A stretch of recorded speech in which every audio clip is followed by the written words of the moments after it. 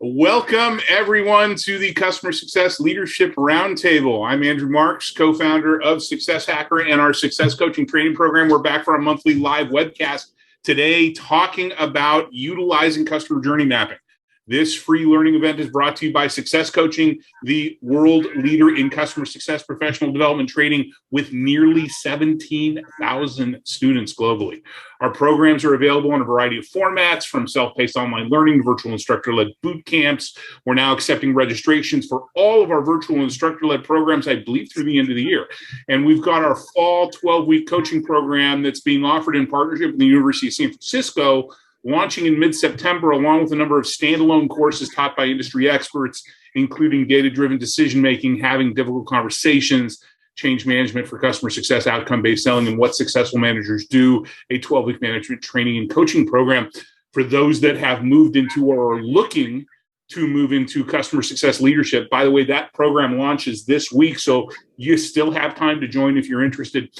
Find out more at successcoaching.co. Ashley will also drop the link in the chat along with a special coupon code for our fall USF coaching cohorts that's good through the end of July, end of this month. Save $500 on that program if you sign up early.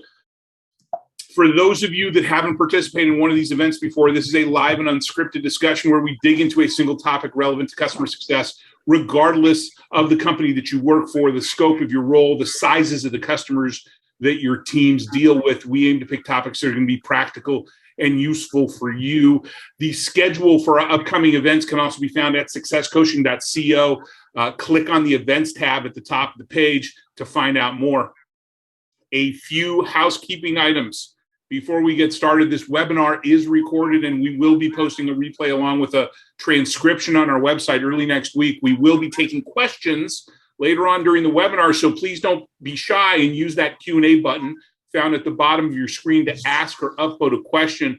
We're also broadcasting on LinkedIn Live and have somebody monitoring that feed. So if you're on LinkedIn Live and you're watching us and you have questions, please post them and they'll be relayed to us. Also, please keep all commentary to the chat window. Now, there's a lot of thought leadership out there, along with a lot of theories about how to deliver customer success. In this series, we focus on practical, real-world advice, best practices, techniques, and shared experiences from those working with or leading customer success teams on a daily basis. And to do that, we invite three panelists to join me for a roundtable discussion. These are people who are great at their craft, and we ask them to share their experiences and their perspectives. So without further ado, I'd like our panelists to introduce themselves to y'all, talk a bit about who they are and what they do. So let's get started, as usual, in alphabetical order with Annie. Hey, everyone. Nice use of y'all, Andrew. I'm from Texas, so I'm a big supporter of the y'alls and all y'alls. I thought you'd like the y'all.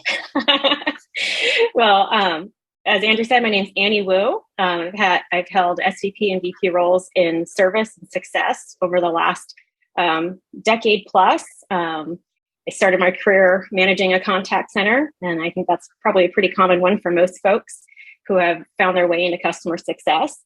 Been through 2 IPOs so with startups, and am currently enjoying a well-earned sabbatical. So I've had a lot of time to reflect and think about these things. I'm excited to join you all today. Awesome. Hey, good use of the y'all there.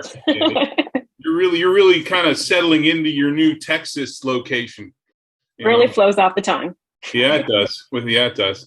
Awesome, Annie. Thank you. Thanks for the time again. Cash, you're up. Thank you, Andrew. My name is Cash Young. I am the Director of Customer Success at Articulate. I've also been in success. I'm going to use Annie's phrase for a decade plus. And I've occupied pretty much every single role. I started in sales, as a lot of us do. I went all the way up from IC to player coach, now into leadership. And I'm just really excited to speak with y'all today, too. And I also love saying y'all, even though I'm not from the South, because it is inclusive. So awesome. Nice. Once again, great use of y'all. And quite frankly, that's why I changed it to y'all, because I wanted to be as inclusive as possible. So thanks, Cash. Thanks for joining us. And last but not least, Sabrina. Hi, everyone. Super excited to be here with you all today. I'll share a little bit about me. So I actually began my career a little bit differently. I began my career in management consulting and research. I was able to work with a bunch of executives in operations and in customer experience at Fortune 500 companies. Did a lot of work helping them with kind of building dashboards, identifying best practices for improving end-to-end experiences. Was also super fortunate to be able to work with Matt Dixon, who wrote The Effortless Experience, and learned a lot from that experience. More recently, I've been building and scaling the team at Gloss Genius. So for the past almost 5 years, I've been growing that team. We're now a Series B venture-backed company. We have about 130 folks. When I started, we were bootstrapping and revenue finance, so really started from like the ground up there. Little bit about Gloss Genius to kind of contextualize maybe some of the things I'll say later. We are focused on the SMB market, so primarily really tiny SMBs, 1 to 3 person businesses in the beauty space. So think your hair salons, nail techs, lash techs, and we help manage their businesses via our app. So we offer tools like online booking, appointment scheduling, payments processing, all that good stuff. Our business model is really a blended SaaS and payments model. So it's a little bit different from pure SaaS. And our customer success model is very geared towards kind of scaled and digital success and not as much the enterprise side. So all of that to say, I'm super excited to be here today. I'm super passionate about customer journey mapping because it really kind of allows you to be able to approach the work you do from the mindset of the customer. I'm excited to talk more. Awesome. Thank you, Sabrina. Hey, you know what? It's what I found more times than not that you can have, for example, 2 companies that are just bitter competitors going after the exact same people, and they do success differently, right? And I think that the success, regardless of what you do, and what your product does, is going to differ from company to company to company. So always great to have different perspectives. We're always striving to have different perspectives. Once again, we appreciate all your time today. And now let's get to the topic at hand. Customer success is defined as achieving a customer's desired outcome through an appropriate experience that's all focused around value creation.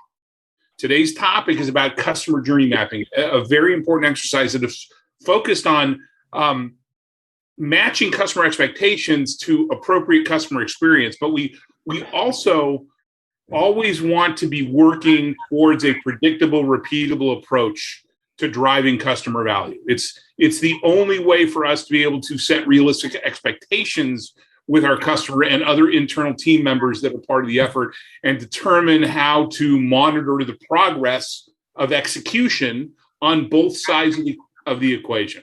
So to get us started, let's lay out what we mean by customer journey mapping. All right. So the way I look at it, Andrew, is a way to visually depict a customer's relationship with your company from discovery, sales, implementation, adoption, renewal, expansion, and ultimately driving that loyalty.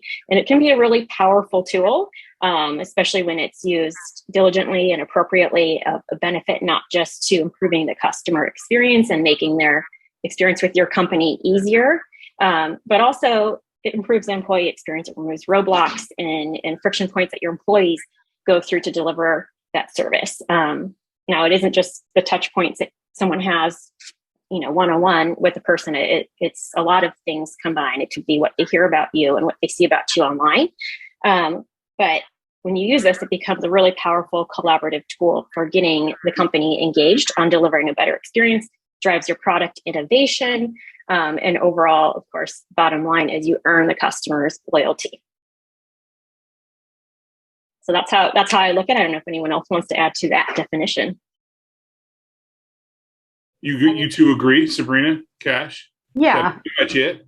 Yeah, I absolutely agree. I think, and I think the point around kind of providing a rallying point for the rest of the organization is really important because, we can play lip service to being like customer centric all day, but if you don't have the practices, the tools, the processes for kind of living that on a day-to-day basis, I think one of the most important tools is that journey map to be able to create that habit, that process around thinking about customer value and maximizing it across that end-to-end kind of life cycle. Then you're just like talking about customer experience without actually living it. So absolutely agree, and just wanted to add that. Yeah, and I think Annie put it so eloquently. I think at the end of the day, what we all need to accept as people who are business leaders is that your product is not enough. And I think that even when you have a really strong product, you've got a lot of customers, you know that you're good at what you do technically or untechnically, your product is not enough. And customers and their loyalty and where they spend their money and where they spend their time is going to be highly dependent on the interactions and the journey that they have as they engage with your product and with the people at your company. So I think it's incredibly important for there to be at least an outline of a journey if it hasn't been fully fleshed out yet, but it's definitely a very important and integral part of the customer experience.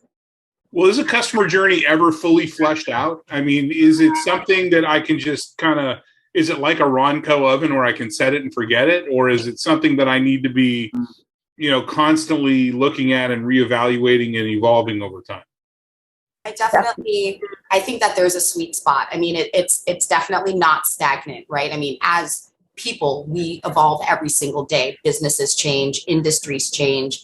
So we need to change with it. So it's definitely not set it and forget it. It's also very easy to fall into the trap of over engineering customer journeys and constantly revising and constantly making changes. So you definitely want to find a sweet spot. I think it's really good to build a stable foundation and then to iterate as you learn more. I think there's nothing wrong with revising things as you gather more information, as your customers give you feedback, as your product changes, as the industry evolves. So there's definitely a middle ground. I love that, Cash, and want to add, so with working with a lot of kind of really big organizations, a common mistake, if you will, that I was able to see firsthand was this kind of let's be customer centric, right? So let's invest in this customer journey. So oftentimes consultants would be hired to come in, map everything out, and then give it to the teams, right? And that was a situation, 6 months down the road, they're back asking us, wait, why didn't this work? Why is nothing changing? So I think, Cash, to your point around having some kind of process for iterating, I think it's super important that not only do we create it, but we have some kind of way that we're iterating and improving and also bringing it up, right? If you just create it and then it's there and no one's using it to make decisions or drive change, then it's just really not going to provide the value, and it's going to be all upfront investment. And then over time, you kind of lose the buy-in for those types of initiatives. So that's definitely something I've seen with folks kind of doing the project, but then not using it or creating those organizational habits around using it to drive decision making. Now, Annie, I agree with what Sabrina's saying about having that kind of closed loop feedback process where we're iterating it. But, can we have challenges or failures in developing journey maps by having an over-reliance on consultants? Oh, yeah. I think I agree with Sabrina. I mean, I think the word customer experience and customer journey mapping has just become so cluttered in our SaaS environments, and everyone wants to deliver the best customer experience and world-class whatever. And, I've heard of this thing called journey mapping and customer experience, and we should do this. And we don't know how, so let's hire a consultant. And then you map it all out and it collects dust. And I think, that maybe it's just a habit that we have as humans to want to move quickly and solve things right away. But it is a long game. You can get that boost from a consultant to kind of help flesh out an initial thing, but you have to follow then up with, okay, well, what are the underlying processes that are creating these pain points and how can we fix it? And then to your point earlier, Andrew, how can we make this consistent, right? And so while a journey map isn't an internal process map, you can use the two, I think, side by side to really monitor your journey and make sure that the systems and enablement and processes, people, process, systems, right? We hear that a lot, are aligned to what you're ultimately trying to deliver for that customer, their outcomes, their desired outcomes. Well, I think there's, I'm sorry, go ahead, Cash. Oh, no, I just wanted to say, I think one of the other things that's important to recognize is there is absolutely nothing wrong with leveraging a consultant or a subject matter expert. But I think where some people drop the ball is in enablement and a transfer of knowledge. It's totally fine to bring someone in to teach you how to do something as opposed to creating it and leaving it for you to just to have. We do it a lot at Articulate. We bring in consultants, subject matter experts, but they enable the leaders at our team to then pass that information on internally and to iterate on it. So that is the recommended path. I think being overly reliant on consultants to do all of the work is part of the issue. Yeah, when we were getting this, the success coaching program started, we did a lot of consulting and a lot of recruiting. And what we refused to do, what we avoided doing, was getting into a situation where we were doing all the heavy lifting. What we wanted to do was come in here. We're going to teach you how to do this. I'm going to teach you how to fish. Which is what we do now, right? We're going to teach you how to do this, how to do it right. We're going to help you along the way, because after we're done here, you still need to be able to do this, right? But I also think that there's this. There's different viewpoints of customer journeys, right? So there's this one which I think a lot of people may have in their heads, of this really nice swim lane type of map that can be shared with customers. That's this really, really, visually appealing, that has a bunch of high production quality type of content. The analogy I like to use is it's like the 3D relief of an architect that they draw for the house that they're building for you. Here's what it's going to look like when you're walking up to it from the side, from the front, what have you. But then there needs to be this set of plans, right, that we need to have developed so that we can construct the house, right? And so I think there's two pieces to it. So there's that kind of traditional journey map that you see, that's all pretty in colors and all that stuff. But then there's this kind of underlying, more technical plans, which is what we felt was kind of missing from the discussion, were the technical plans. And so we actually created a tool called the Customer Success Engagement Blueprint that Ashley's going to drop a link, by the way, in the chat, so you can all download a copy of it. That includes communications, tasks, artifacts that you use. But I think it's important that we're doing both those things. Yeah, absolutely. They can be in support of each other. The journey is the overall view of the customer's experience with your company. It's from their perspective. I think someone mentioned this in the chat, like what's the difference between the customer and your company's perspective on these things? Well, the journey is the customer's perspective, because what you want to identify in there is what are they trying to solve for? They signed up for your service, your product, because they had a particular problem that they wanted to solve. And so understanding what that is and how they get to you, how they find you, what they worry about, what keeps them up at night, and then what are their expectations as they interact with your company, and what is their current experience. So it's a lot of, building these out. You're shadowing customers as they go through certain processes. You might be paying some customers for research time and interviews. You may be secret shopping.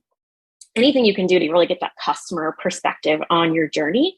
And then internally, the internal process map or the blueprint, like what are you doing as a company to enable the best possible experience, to deliver the outcome that they're looking for? And kind of to piggyback off of that, I think customer journey, I think a lot of people think it's just like calls to action and milestones. Like I get this task, I send this message, this customer moves through this sort of like map, of to their endpoint. And one of the ways that I like to think of customer journey mapping is almost holistically. Every single team at your company is going to have some sort of input into this customer's experience. And there also has to be different textures. It's not just the customer success manager reaching out all the time with all of the conversations and getting all of those, all of that movement happening. It's the product team, it's the support team, it's the in-app notifications, it's the reports that you're pulling in Salesforce or Gainsight or whatever it is that you use to understand what their value propositions are and what their ROI is. So there's a lot of different things that go into customer journey mapping, to the point a lot of people look high level at the blueprint. But obviously there's a lot of nuts and bolts and fixtures and all of those wonderful things that make a whole house. So yeah, it's a collaboration. And that's one of the reasons why our blueprint is built in Google Sheets, because you can collaborate, because you can share, right? And for those of you that have downloaded it and opened it, you can see all the stakeholders are represented. That's an important, and behind the blueprint is a playbook builder. To your point, Cash, there's lots of people involved. Customer success is a team sport, right? So we need to make sure that the entire team understands the game that we're playing and is all driving to accomplish the goals that our customers are after. I want to jump back though to that topic, what we were talking about around how customer journey mapping can fail. We talked about over-reliance on consultants. What are some, and even in our content, we always try and talk about, here are examples of where you could fail, where you need to look out for. We need to learn from our mistakes. What are some other things that you see as, that you all see as being, as introducing risk into the customer journey effort? So I think it ties pretty nicely with that point around collaboration. It is, building a customer journey is a team sport. And when you're not engaging stakeholders into that process, then you can end up with an output that just fails to be useful or fails to get the buy-in that you need. I've seen this happen where originally we kind of had a journey effort that started, and then it was shared with the customer success team, but it was missing a number of different touch points or things that the customer success team was aware of that this other team was not aware of, right? So immediately that just loses buy-in, and we're not really able to use that as a useful tool. So I think there's something around kind of setting expectations up front and level setting with stakeholders about what is the outcome that you're trying to get from the process, and how will you be engaging with teams along the way, so that when the final product, or the first draft of the final product, because it does iterate, is produced, everyone is kind of excited and engaged around that. In kind of response to this early challenge that we had, what we ended up doing is actually narrowing our focus and focusing just on our payments feature experience. And in that way, we were able to build a little bit more buy-in and engagement on a smaller section of the journey, instead of trying to tackle this entire customer lifecycle from kind of end to end. And we were able to gain a lot of ground there, just focusing on payments adoption, essentially. Yeah, I think I would add some failure points I've experienced is a desire from the C-level to be this best-in-class service organization. But at the end of the day, what was winning out more was revenue metrics and things that, we as customer success people know that revenue growth and revenue retention is a lagging indicator of really delivering the outcomes that the customer is looking for. But when the metric is prioritized above that, it's just lip service. And it can end up being a pretty frustrating experience when you're beating this drum of saying, we've got to fix this basic problem in the organization, and it's not being prioritized by your C-level. So it's inside out thinking is what it is. Yeah. It's prioritizing shareholder value, shareholder returns, whether those public or private shareholder returns, over the customer. Mm-hmm. Yeah.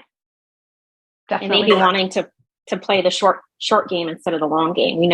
In the long run, pausing and really investing in this customer journey and this improving the experience will yield far greater net revenue retention and growth than just pursuing the sale in the short term. Yeah, because at the end of the day, cost to acquire a customer will always be 5-6+ times more expensive than keeping your customers. So you hit the nail on the head there, Andy. It's a long game. We're playing a long game. right? We're not playing a short game. So Cash, on a scale from 1 to 10, how important is it really to involve the customer in this effort, in this process that we're going through? I mean, I would need to get a working definition of involve. I don't think you need to consult your customers, but I do think you need to listen to them. Any customer journey mapping is going to start with the customer. It's going to start with the persona of the person who is buying the technology that you're trying to get their attention, that you're reaching out to, all the way up to the stakeholders who are signing the contracts, who are working through negotiation. It's going to matter. It's the feedback that they're giving about the product, their NPS scores that they're submitting about sentiment. All of that should shape the customer journey. However, if you are going to ask your customers what their ideal journey would be, that is when you're going to open up a can of worms. And that's sort of where that over-engineering comes into play. I think it's really important to understand that the customer journey is supposed to be it's supposed to be a map. It is not going to be the exact path that every single customer is going to want to take. And you are not going to be able to make an ideal experience for every single customer, through every single persona, through every single lens. You really have to distill down what the majority wants and what you want the state of your business to be in the future. So I think I would say acknowledging and listening, but maybe not flat out consulting. Well, I think it's like any good process. Anybody who's a methodology, a process nerd knows that the best processes are prescriptive yet flexible. Yes. Right, exactly. and we need to be prescriptive yet flexible.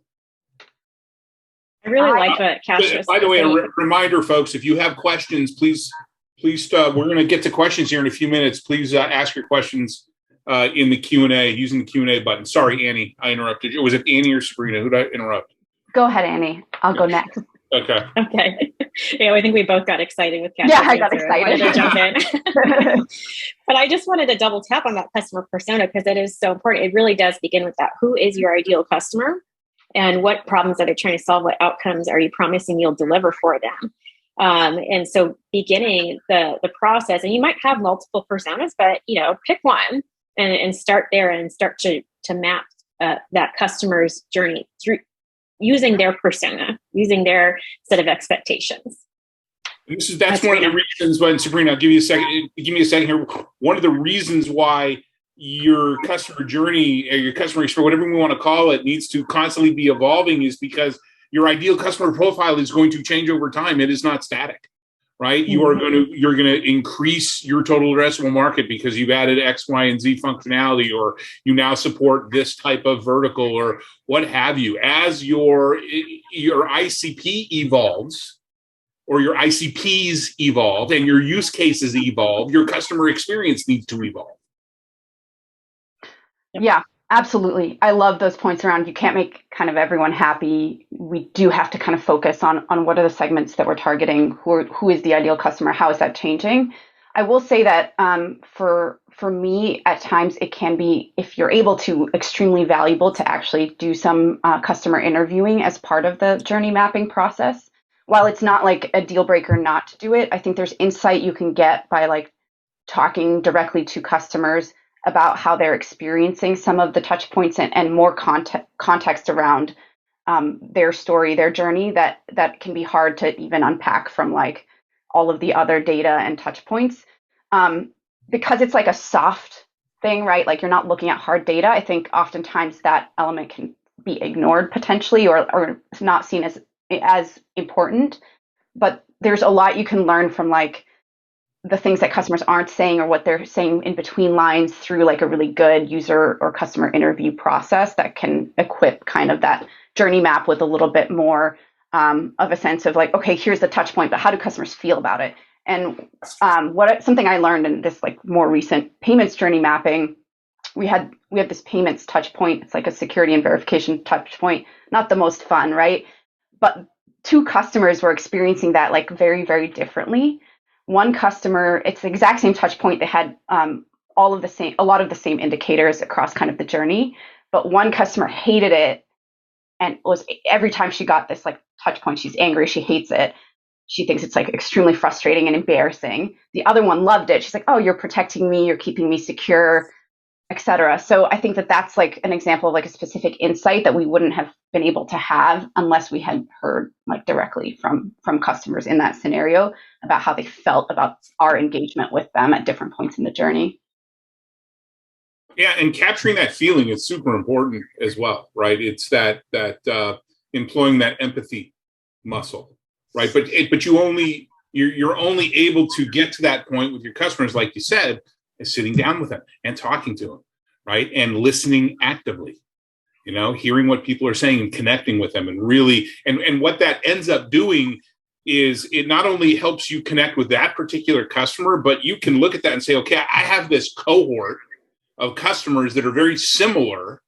I'm going to go on a limb here, and because I know it doesn't require you to talk to every single customer, because of what I learned when I sat down and empathized with this particular customer, or these few customers, I'm now better positioned to approach that customer experience in a more thoughtful way, with a focus, with a perspective from the customer, and introduce the customer into the decision-making process as we go through figuring out, here's how we want to deliver success. We want our customers to experience it. But once again, as we get more data, we need to be prepared and willing to fine-tune. I have seen companies that go down this process of figuring out a customer experience, and they end up in analysis paralysis. They're like, well, it's not perfect. Well, and that's the thing. It doesn't have to be perfect. It just has to be something. Yeah, I think, and sometimes, excuse me, an analysis paralysis. You're stoked up about this, huh? I am. Verklempt. That's exactly the word that was going through my brain. Yeah, exactly. But with the analysis paralysis, sometimes it's you're wanting to solve it, and it is when you go. No matter the size or maturity of your company, when you do a journey map, you are going to find problems. And it can be really tempting to want to just fix everything as quickly as possible. But, it's like the old adage, like, don't boil the ocean.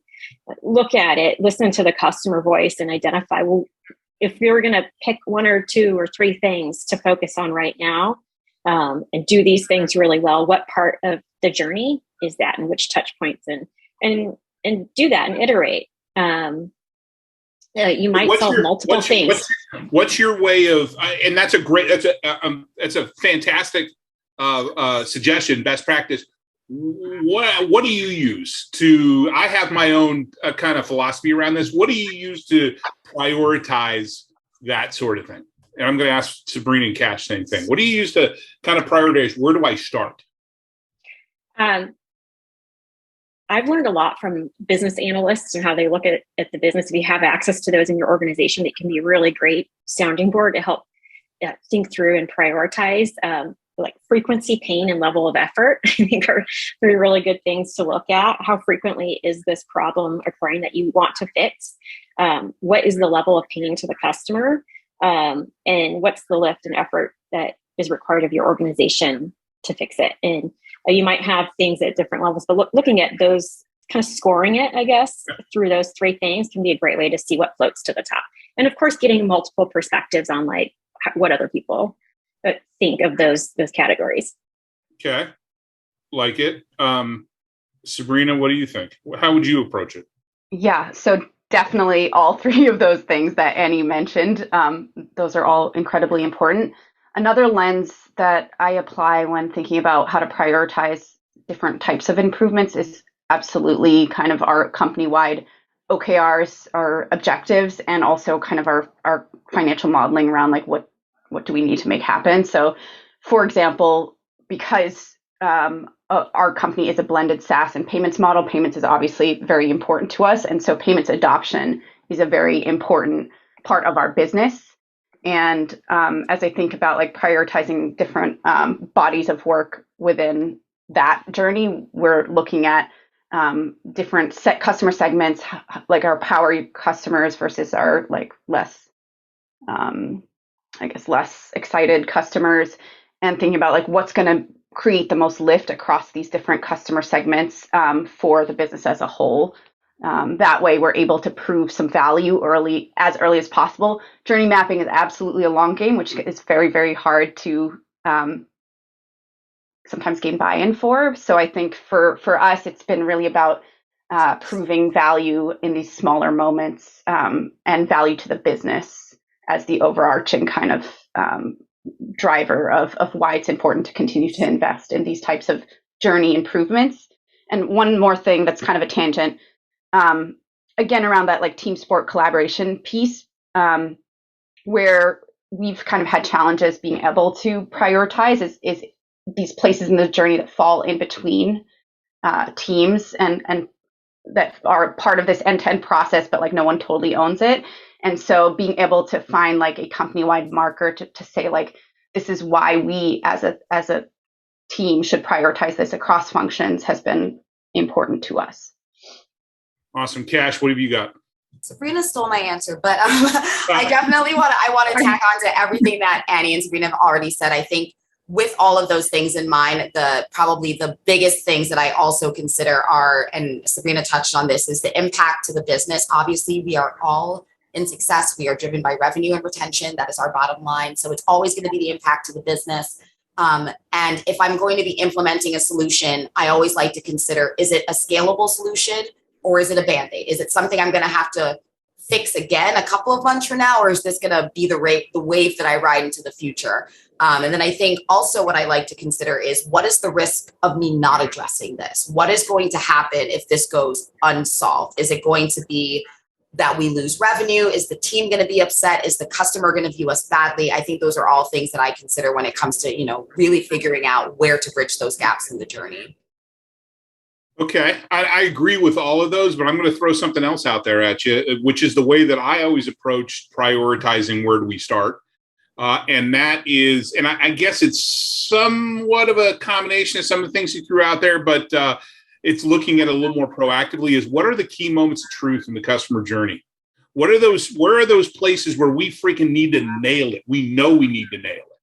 Right? We know we need to nail the handoff from pre-sales to post-sales. We know we need to nail this aspect of onboarding. We know we need to nail adoption. Okay, there's my priorities. And then let's go back in and kind of fill in the gaps. I love that, Andrew. And it was reminding me of even like ways we look at churn, right? Sometimes we just I've seen companies group churn by reason.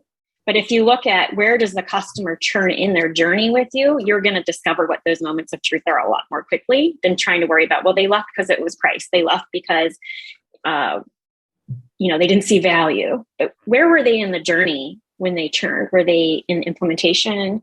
Were they at renewal? Like, where was that? And start to uncover what those moments of truth are. It was interesting. We did an internal kind of survey looking at all of the customers that we worked with over the years in consulting about that very topic. And what we had found is that the vast majority of churn, the flashpoint of it wasn't farther down the journey when we had to sell them more stuff or we wanted them to re-sign, they didn't see value. It was in the onboarding. It was the handoff. It was at the beginning of the journey because you set a bad precedent right out of the gate. You did a handoff from sales to post-sales, and post-sales ended up having to ask get the same questions answered, or didn't understand why the customer was there. And the customer immediately started to think that maybe I made a bad decision. They're going to be less engaged. They're going to be slower they're going to be slower to adopt. It's kind of kicking the relationship off on the right foot right out of the gate can have a tremendous impact on your renewal. Yeah, we did a similar evaluation at a company I previously worked at. What we actually found is exactly what you said. Customers start building doubt within the first 0 to 3 months, essentially, and the decision of whether or not they're going to continue the partnership is made between the first 3 to 6 months. Closer to the front. So by the time your first renewal notification has gone out, or you try to schedule like that final business review, they're done. They might not have told you that. They may not have communicated it to you, but they've internally made that decision. So it really is important. Those moment of truth that you mentioned, a lot of them do not happen at the point of the turn when the customer actually tells you they're leaving. It happens somewhere further up the funnel and you just were fully unaware of it. Exactly. Time to value, super important. You've got to get that. If unless you're a very complex solution that takes a long time to set up, you got to be shooting for 90 days or less, right? Either actual value or the customer recognizing, oh, I see the value that we're going to get or that we're going to get down the road. There's got to be some sort of recognition. I see value, right? And you should 100% be focused around that for sure.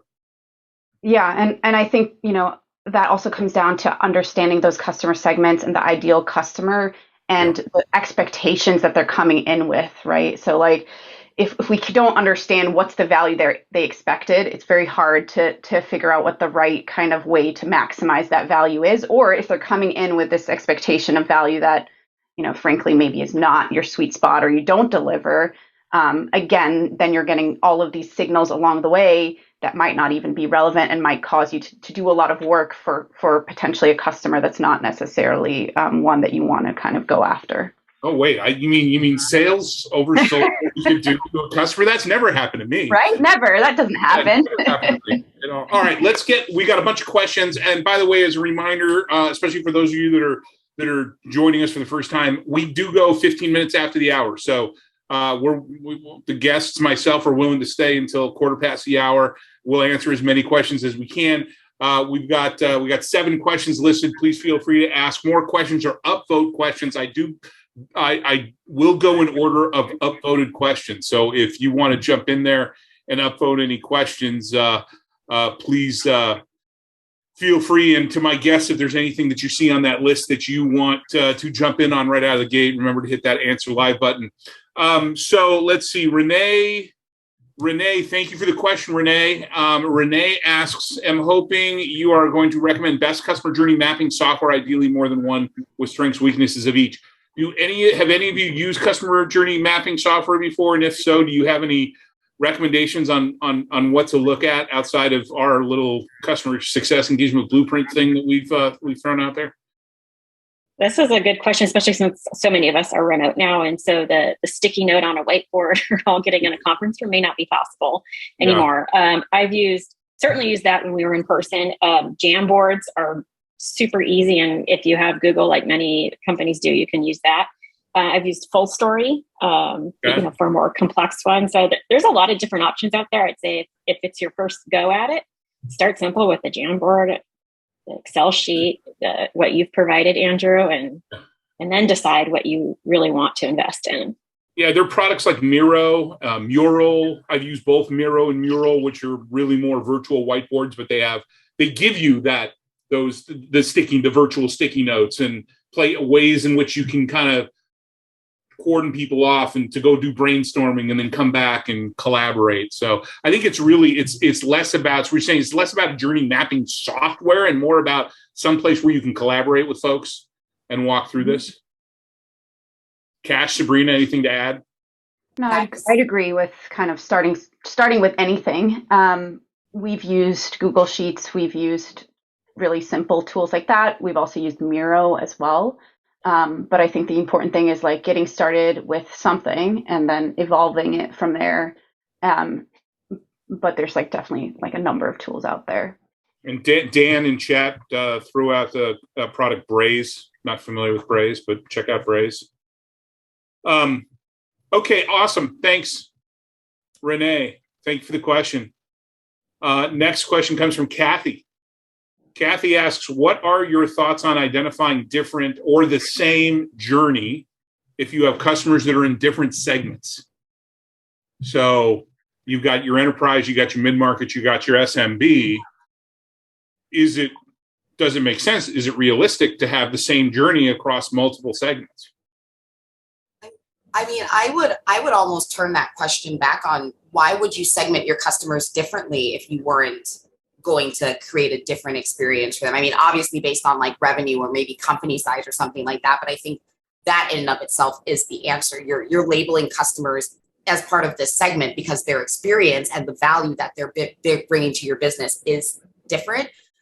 We have exactly that segmentation at our company. We have SMB, mid-market, and enterprise. There are elements of the customer journey that are the same for all of them because we still have the same milestones that we have to hit. However, the way that we engage and the level of engagement that we offer all of those customers is very different. Our SMB customers don't get the, hey, let's have a kickoff call because we have 20,000 of them, right? We just can't speak with all of them, while our enterprise customers are getting kickoff calls, quarterly reviews, things like that. So it can definitely be foundationally the same. The messaging is the same. They definitely have all the same milestones and pretty much the same goals, but the amount of engagement that we're able to offer can't be the same across each segment. And also the different value props that we're presenting, a mom and pop shop versus, Apple, it's obviously a lot different. What matters to a very small 10-person company is not the same thing that matters to a 100,000 person company. Yeah, good point. Yeah, and I think that's a really great point around like maximizing the value for the different segments. So I think for me, the answer would be if you think that these folks are using your product in a different or coming into it with different expectations of the value that they're going to get, then you probably should have different journeys. If for whatever reason it happens to be like exactly the same, then maybe not. Maybe there's a different type of segment out there that you haven't yet kind of uncovered. Again, my company is primarily SMB, so we don't have kind of that delineation of enterprise and mid. What we've done for segmentation is focus it around customer goals. So for example, we have customers who come in with pre-established businesses versus customers who come in with new businesses. Their goals are quite different. And we've kind of optimized different levels of engagement for those two different groups. So segment based on desired outcome. Yeah, desired outcome. Yeah. And so our folks with established businesses are coming at it with like, I don't want to be stressed and at the beck and call of my clients all the time. I want more of my time back. So we're focusing on how to really make the transition process to our system a lot easier, as well as through various points in the journey, making it feel a lot less stressful. And that, I'll say one last thing because I get excited. There's a lot that goes into that. That's kind of experience engineering. So how can we reduce their perceived level of stress? And sometimes that's like as small as changing how we're talking about something and not even necessarily adding a new touch point or doing something differently. It's about kind of that perception versus even actual change. It's about the messaging. It's about how we're messaging, right? So it means I don't necessarily have to change something in the process. I just maybe need to change some of my copy. Yeah, which is surprisingly can be a big win in a lot of ways. Yeah. Well, and this is why it's so important that we are not afraid to empathize and understand customer perspectives and really connect with them. So we understand why are you frustrated? I don't like the way this is said. Okay, that's an easy fix. Right. Right? I can fix that. Awesome. Kathy, thanks for the question. Next question comes from Simon. Bit of a addition to the how do we get, what kind of software do we use to kind of journey map? Is any tips on visualizing the journey map? Any tools you found useful for building and maintaining? When we've built journey maps before, we basically have outsourced the development of the actual, if we were coming up with like a poster, we would have a graphic artist actually build that poster out for it, swim lanes, or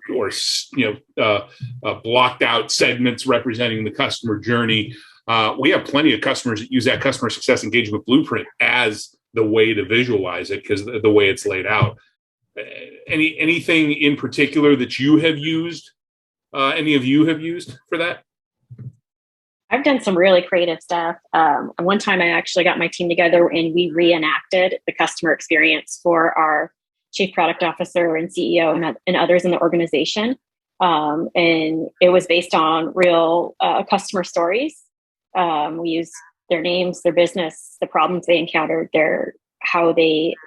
we walked through kind of their experience with like calling in for support and other issues. And we literally saw the audience having a visceral reaction of squirming in their seats. And by the end of it, we got to fix this, And so I think sometimes it's like, well, whatever gets the influence, knowing your audience, knowing who you're presenting the journey map to, and what is going to get them to listen. Some people will respond really well to that storytelling and that sort of reenactment. Others may need to see the data and like want to see the map and like understand the data points behind it. Just really knowing who your audience is and who you're trying to gain buy-in when you're presenting that map, I think is an important part of figuring that out.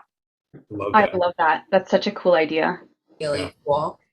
Annie, are you a theater kid? Maybe I should have been. I am not, but I love charades and I love karaoke and performing, so maybe. That's great. I love that idea. One of the tools that I use, and I rarely get to use Prezi, but when I do, I love it. If I don't know if anyone's ever used it, it's a little not very well known, but Prezi is basically this interactive presentation tool. And what I use it for is you can build basically a map, and then you can zoom in to particular locations and you can create different paths and things like that. So when I built the customer journey, I basically created this digital world of what they were going through as they sort of moved through the different touch points and spoke to different teams at our company. And it was almost like a shopping mall. Like, I'm going to go to the food court because I'm hungry. Or I'm going to go to the bathroom, or I'm going to go to this store because I need this. And what that experience was like every single time they engaged, and whether or not the customer would then leave this virtual world happy with everything that they needed, or if they would leave and then have to go to another virtual world to get what they needed. So I really love Prezi. You can definitely get lost in there building a bunch of stuff. But that was, I think, one of my more creative presentations. Yeah, Prezi's a great tool. I had in my 12-week cohort in the spring, I had a senior customer success manager from Prezi that joined us. Okay, yeah. So many people know what that is. I thought it was it's not that popular. Yeah, it's pretty cool. Pretty cool. At one point, I came across, I don't know where I found this, but it's like a PowerPoint of like 140 plus examples of different visualizations of the journey map. So sometimes, like when I need inspiration, I go to that. I can pop a link through. Throw a link in the chat. That'd be great. Yeah, and again, like I don't remember where I got it. One a group or something like that. So it's not mine, but feel free. even you said PowerPoint. Even a PowerPoint. Yeah. Right, a PowerPoint with the slides that represent the different stages. That actually, back in the day, that's what we used. We built a PowerPoint deck, or we built a slide that showed, whether it was slide or was some kind of meandering, pathway or what have you. Just come up with, and I love the presentation. I love the acting, the Prezi, but just the important thing is you come up with some way to show people this is what we do. This is how we're approaching it, right? Or once again, I've had customers that have built out using the customer success engagement blueprint framework, have built out that entire RACI matrix on the second tab in there, and have blown it up and thrown it up on the wall in their office. So everybody understands, here's what everybody is responsible for doing. We actually use Trello internally here at Articulate to map out our journey.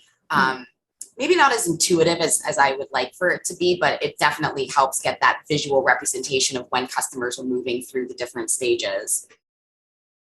Yeah, awesome. All right. Thank you, Simon, for the question. We move on to Melissa.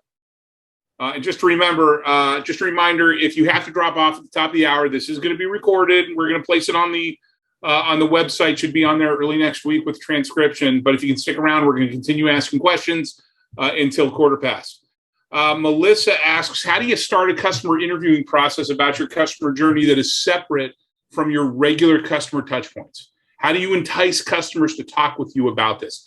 Cash, looks like you wanted to jump in on this out of the gate, so have at it. Yeah, I mean, it really depends on how many customers and how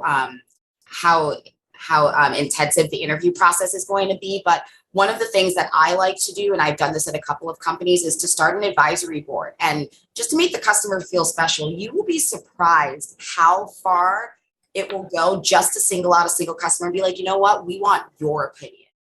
And here's why. They love that. I mean, and it's a little tricky. You can't give them any sort of kickbacks because then that becomes a whole sort of legal issue. But just the appreciation and giving them the opportunity to speak with leadership at your company, maybe get an executive stakeholder involved so they feel like their voice is being escalated to a higher level, and extending that invitation, and maybe even at some point bringing the entire group together so that they can also share ideas. One of the other things that I think is a really good way to entice customers is a lot of times our customers, they want to talk to each other, and they would love if we could make that connection for them. So there's a lot of quid pro quo that goes on that is very amicable and polite, where you're building a connection for them that they did not previously have, whether it's within your own organization by getting their voice escalated up, or whether it's across your organization and getting them in touch with other customers who are also maybe having the same pain points or have similar feedback or doing something different. But just singling that customer out and saying, I specifically want your feedback, and having some structure behind it so it feels like a formal advisory board or a formal initiative, then I think that is one of the easiest ways to go about it. If you're looking to do something on a smaller scale, it could be as simple as saying to maybe a customer that you have a really good relationship with, like, hey, could we maybe do a coffee chat, and I want to sit down and I want to pick your brain and hear about these things. But for much larger companies, like at Articulate, where we have an advisory board of like 20 different companies, we definitely try to make it seem like a more business, interpersonal relationship that we're trying to expand on. Well, and I also think you can, I love that, Cash. Customer advisory boards are gold if you can do it. But typically there's a lot of moving parts. It requires a lot of planning, a lot of resource management. But I think there's a middle point. You can do the coffee talk chat as well, but you can also have a program where you're going out and just reaching out to those friendly customers, saying, hey, listen, we are trying to improve your experience as a customer. Can I have half an hour of your time to sit down and ask you some questions about what your experience has been? I don't think I've ever had a time where I've had a customer refuse my request to sit down with them to make my ability to help them get value out of what they've invested easier. Yeah, I think that's spot on. And I think starting small is definitely a great way to do it. I think cabs are really great if you're able to pull those off too. We started our interviewing process with our Voice of the Customer program. So we had this kind of like initiative to create content on a quarterly basis to share with the broader company. And we kind of used that as a way to kick off our customer interviewing process. And Andrew, to your point, like customers want to tell you how to make things better for them. And I think it's just about messaging and making it easy and convenient for them to be able to do so. One other point on customer interviewing, which is, again, a little bit of a tangent, but I get excited. Something that's been interesting to me, and I'm just putting this out there, is interviewing customers that are kind of on the long tail or at the extremes of the experience that maybe you're delivering. So oftentimes I think we over-index on like the average customer experience, but there's a lot of value in talking to maybe folks who are not using the product as much, or folks who are like power users of the product, or even in other types of ways, people who might be like higher LTV versus very low LTV, because you find a lot of insight in how they are and are not using different parts of it that sometimes you don't find in your like mainstream or average customer. So I guess like diversity of your customer interviewing can be important. I agree with you. There needs to be diversity. When you're interviewing customers, you don't just interview your key stakeholder, right? That may be really far away from the actual customer experience, right? Because they sign the check, but they don't use the product on a daily basis.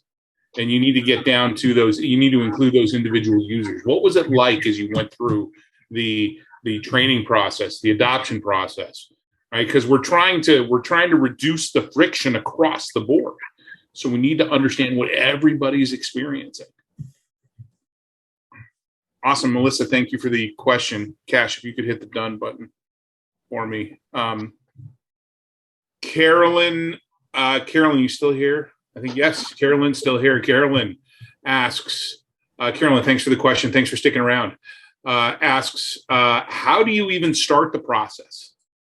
Did you use a template to begin thinking, or did you start from total scratch? Also, what exec level positions do you think is necessary to have buy-in and participation from? My execs have never approached me about this, so I'm hesitant to show them my first draft because I don't even know if they know what to do with a customer journey map. How can I sell this process to them? How can you not have some sort of documented approach? How can you not have a predictable, repeatable approach to delivering on what your customers are looking for? Yeah, I think in the past when I've had to get exec buy-in on things, it's really understanding what gets their attention. There's personas to these execs, just like our customers. I've had CEOs that care deeply about new sales, and I've had CEOs that care deeply about retention and growth. And ultimately, at the end of the day, like, they want revenue, and we know that that it's a lagging indicator to a great experience. So sometimes I've just done like shared case studies and interesting articles. Hey, I've read this. I think this would be great to try out here. Here's a couple ideas, how I think we could implement this. But absolutely getting that buy-in from the top down can certainly move things along much faster. If you have a draft already, I would ask, who else has contributed to this? Because if you can circle the wagons, and especially people that have influence with those that you need to talk to, get them speaking up on your behalf as well, and what you want to do and see happen in the organization. Something that I've seen be very popular is actually somebody using that RACI model in our customer success engagement blueprint and doing Skunkworks project and kind of laying out a customer experience or a customer journey, working with a couple of friendly customers. Here's what we should be doing, but then highlighting the gaps by graying out all of the steps in all of the sections where you actually aren't doing that, but that's what your customers want you to do. And then you've got something great where you can throw it in front of them and say, see this? And there's all these gaps, these dark spots on this map, on this RACI matrix. And they're like, well, what are all those dark spots? Well, that's where we're not doing what we should be doing. And I also wanted to add on to what Annie said about identifying that person who has influence and getting them to advocate for you. Also ask them how to make that impact on that executive. I think that's one of the smartest things I ever did when I had to make a presentation to my CRO. I asked my VP, I was like, you've been in a room with her. What does she react well to? What does she value? What does she like to see? When does she start looking at her phone? Like, tell me these things so I know. And someone out there will give you that feedback. As to where to start, I think the best place to start with the process is to make an outline of your business model. How are you selling and who are you selling to? That is the very basic information that you can start with. And also, if you're very clearly able to tie your journey map back to your business model, it's irrefutable at that point. Like, you're basically saying, this is what we're doing, this is who we're selling to, and this is what their experience is. I think that's the perfect place to start. So true, Cash, around like tailoring it to the particular executives. And Annie, your point earlier about like the cringe effect that some people in the room when y'all were doing the play or whatever you called it, live enactment. Some people, if they feel that cringe, they can be like, all aboard. Yeah, we need to fix this. This is what we're saying. This is, how customers feel. This is what we're doing. Let's fix it. And Cash, to your point, maybe some people won't react to that, and it's more about like the metrics or what kind of helps that individual connect with the story you're telling. And yeah, I guess I don't really have anything to add to that. I just wanted to say that those were really great points. You know what helps, especially executives connect with these types of things, is when you can plug numbers in there, whether it's whatever the data elements are, but the most powerful ones are revenue. If we make these changes, I believe that we will increase our retention by X%, or which could translate to X number of dollars. You want to get people to listen. You want to get people to take you seriously. Figure out a way to connect the changes that you want to make by laying out a customer journey, because you're highlighting you're focused on those moments of truth that can make or break your relationship with the customer to retention. Yeah, I love that. It's like a hypothesis. If we do X, we believe we will see Y, and we will see it by X date, right? And coming up with that hypothesis statement, and then saying, okay, and let me prove this out to you. Now, give me a little bit of resource to go and make these changes, and I'll come back to you in 3 months and provide an update. And even if we don't achieve our hypothesis, we achieve a lot of learning, right? Yeah. You get more and more clarity. So it's a win either way. Yeah. And you got to be careful not to go out there and say, yeah, I think we're going to increase revenue by 1,000%. You need to be realistic. Right? But even realistic. Even if you increase revenue sometimes by single digits or low double digits, it's enough for at least your CFO to go, wait a minute, this sounds like a good investment.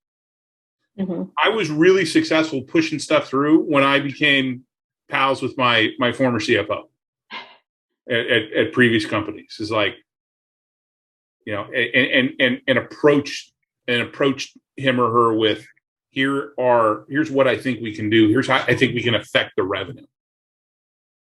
Yeah. And also, it's probably it's a completely different discussion, but it's also why I believe that customer success leaders need to own a number. But that'll take us down a completely different so. Yeah, the only thing I was going to add is start small if you need to get buy-in. So I love the idea of kind of approaching it from like a scientific test perspective. Here's a pilot program. Here's the resources I need. Here's the hypothesis around expected, gains, revenue, whatever it might be. And then once that's proved out, then you're able to kind of build up and maybe continue to do mapping exercises and build more of that journey out. Yeah, exactly. That's a really good point, Sabrina. Start small, one piece at a time. You don't have to boil the ocean. You don't have to develop a complete customer experience, customer journey right out of the gate. Start in pieces, in chunks, prioritize where it's most important, get that stuff nailed down, move on to the next piece it together, kind of like a puzzle. Awesome. Hey, Carolyn, thank you for the question. Let's see. Joelle, thank you for the question. Joelle asks, coming into a company that never had CS, that time to value comment really sticks with me. How do you handle customers that are coming out of implementation that aren't optimized on the product and therefore not seeing the value? It looks like Annie, you want to jump in on this right away. Yeah. So I'm going to make an assumption here, and I could be totally wrong, but the first thing I think of when I hear that question is, what does implementation look like? Is it a set of setup and configuration items that get checked off the list, or is the conversation beginning or a continuation of that sales process of what problems are you trying to solve for? At MindBody, one of the things we did to turn implementation around was we looked at what are the problems that our customers want to solve in their business? Why are they coming to us? And we validated that with our user experience team and actually some customer voice. And then before we even began the implementation call, we would put up a slide that said, okay, you're a salon. Here are the common problems and themes that we hear in the industry. Which of these are you wanting to solve for first? Is there anything else you would add? And once we identified what those problems were that we were trying to solve for, that guided us on where we began the implementation. And we reminded them along the way, we're doing this part of the setup because you really need to track your back bar costs, or you really need to increase your cross-sell revenue with products. And so that really became the thing that we kept referring back to. Because time to value really is, when does the customer see value? At what point do they see value? So you have to ask them, like, well, what do you want to solve for? And then when you go through that implementation and you do it, you remind them of that. And that can become a really great handoff then to the customer success manager. Say, okay, this is how far we got with the outcome they're trying to achieve. This is how they will measure success. I think, Andrew, you have a really great customer success slide or success plan slide. Success plan, yeah. Those are such great little tools to use with the customer and share with them, and then pass off to customer success. Begin that in the implementation process. But my guess is that there's something going on in the implementation that's a little bit too inwardly focused on the company and get through a certain number of actions versus solving the customer's outcome. Yeah, I was going to bring delivering customer outcome. I was going to bring up the success plan. The success plan, is built from the start with the specific milestones that we want to achieve, and then how success is defined and quantifying that, right? Not just, hey, we went live, but hey, we wanted to see this process go from 30 minutes to 15 minutes, right? And that way you have a quantifiable definition of success that you can point at. See, I think a lot of customers don't understand how to define value, right? But when we have a quantifiable definition of success, I want to increase efficiency. I want to increase revenue by X. I want to lower my overhead by Y. I want to, boom, boom, boom, boom, boom. And based off of the use cases, you said, Annie, then we have something we can point at and say, hey, listen, whether you know it or not, we achieved the value that we discussed. It's right here. It's in this metric. This is what we agreed to. And that also allows you to avoid situations where what you assumed the customer felt was value may be different from what the customer is assuming. There are too many situations where we don't document that. We don't say that out loud. What is value to you? When have we achieved your desired outcomes?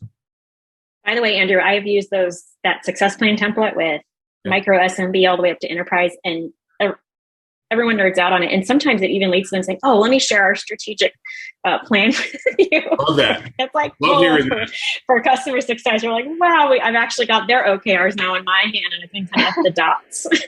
Love hearing that. Hey, it's core to success. It's why we include it in level 1 right out of the gate. Mm-hmm. Like, you got to figure out you got to come up with a plan. You got to come up with a plan, and then later on we talk about how do you execute against that plan. So awesome. That's great to hear, Annie. Thank you. Hey, can you hit the done button on that? Unless Sabrina, Cash, you have anything to add? We've only got another minute here. I wanted to jump in and ask one more question here. Colleen asks, how do you suggest approaching the development of a journey for a client that is not willing to share a lot of information, especially in the early stages? Annie, you said you want to jump in on this. I think it sounds like, though, this is you're talking about dealing with a particular customer that doesn't want to give you much. I feel like Cash or Sabrina touched on this earlier. Actually, it was Cash talking about the customer advisory board, and it really, I think it comes down to reciprocity. A give and take in the relationship, and there's if you can incentivize. Do that, give them something in return. You'll get maybe a little bit more buy-in. Sabrina or Cash, do you want to add on to that? I feel like I just did a lot of talking. No, I mean, I think it's all about unpacking why they're not willing to share information, and then like root cause that a little bit, and then tackle that root cause. Like, people say things all the time, but they rarely tell you what they really mean or why they're really acting in a certain way sometimes. And so I think understanding that, like, underlying reason and addressing that. Maybe they're burnt out because they've been giving you a lot of information before and they haven't seen anything change, or maybe they're just something else. But we don't know, I guess. Yeah, and to add to that, I mean, 1,000%, I think it is a very powerful question to ask a customer why they might not be comfortable sharing. They might legally not be allowed to. There are some companies that have very strict, non-disclosure agreements with their employees. It might be something like that. That usually happens with much larger companies, though. But unpacking that, and then you have a couple of options. You could just let it go. I mean, I don't know how impactful this one customer is going to be, but you might find that it's a more valuable use of your time to speak to someone who is willing to share that with you. You could also potentially gather some information either about them or their company and align that with some of the things you know about your company and your products. And instead of asking them for information, ask them how they feel about the information that you have found. That's a really great way. They don't have to tell you anything. Just, does this sound good to you? Is what I'm seeing on the internet true? Does that align with your goals? How does this affect you? Things like that. You can just kind of ask them questions where they just have to react to. And then the other thing is exactly what I said earlier. There might be some sort of very low touch quid pro quo, where you can say, hey, you know what, if you give me this information, here's what I'm going to do with it, and here's how that will then trickle back down to your customer experience. So how does that sort of reset the expectations of what we're doing in this relationship? But the first most important part is understanding why they might not be comfortable sharing that information. Yeah, see, that's this type of situation we're talking about. I mean, the way I read this is you've got this customer journey and you've got this one particular client that you're trying to move through the customer journey, and they're not sharing a lot of information with you. Okay, especially early on in the early stages. That to me screams, okay, this is a yellow or a red account right out of the gate. There is high risk here. And there's high risk here because you know what? Companies don't buy products or services just to spend money, right? So something must have happened. Either it was a change of a key contact, or maybe the expectations that were set in the sales cycle are not matched up with what's happening in reality, or there was a bad handoff. There's something. Is there some buyer's remorse going on, right? Or is there disengagement by this customer? I would be more concerned about that than anything. So, awesome. Hey, thank you, Joelle, Colleen. Thanks everybody for your questions. Looks like we got through 11 questions. We still had a bunch here, but I'm sorry we couldn't get to the rest. We're at the end of our time for today. I think it was a great conversation, but it's not what I think. It's what all of you think. So please let us know by posting your feedback on LinkedIn and tagging either myself, our guests, or Success Coaching. You're more than welcome to connect with me on LinkedIn as well.